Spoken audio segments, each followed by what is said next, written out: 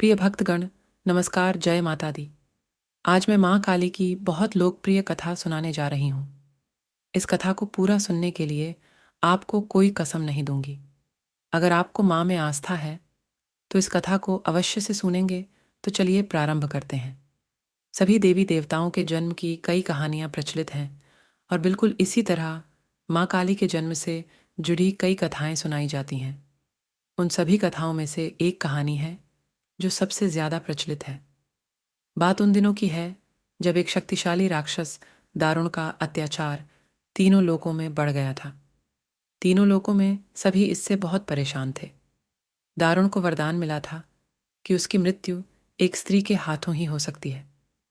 इस कारण सभी देवता हाथ जोड़कर ब्रह्मा जी के पास पहुंचे कि वे इसका कोई समाधान निकालें।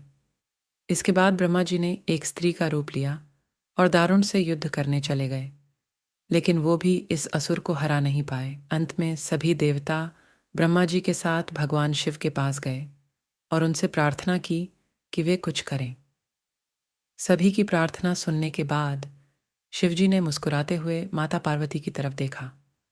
उनका इशारा समझते हुए माता पार्वती ने अपनी शक्ति का एक अंश निकाला।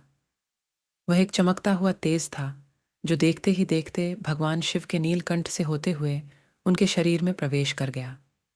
इसके बाद भगवान शिव ने अपनी तीसरी आंख खोली और तीनों लोग थर थर कांपने लगे। भगवान शिव की तीसरी आंख खुलने के बाद वह शक्ति उनकी उस आंख से बाहर निकली जिसे देखकर वहां खड़े सारे देवता घबरा गए। उस शक्ति ने एक विशाल और रौद्र स्त्री रूप ले लिया था। उनका रंग रात सा काला गहरा और जुबान खून जैसी लाल थी। चेहरे पर आग सा तेज था और माथे पर तीसरी आंख थी। इस तरह राक्षसों को खत्म करने के लिए हुआ माँ काली का जन्म। इसके बाद उन्होंने कुछ ही देर में असुर दारुण और उसकी सेना का नाश कर दिया। उन सभी दानवों को खत्म करने के बाद भी माँ काली का गुस्सा शांत नहीं हो रहा था। इसके बाद उनका गुस्सा शांत करने के लिए भगवान शिव ने एक बच्चे का रूप लिया और उनके सामने आ गए।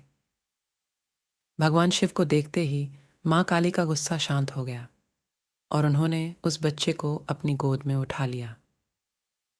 अगर आपको ये कहानी अच्छी लगी है तो चैनल को प्लीज़ सब्सक्राइब करें, लाइक करें और शेयर करें। धन्यवाद।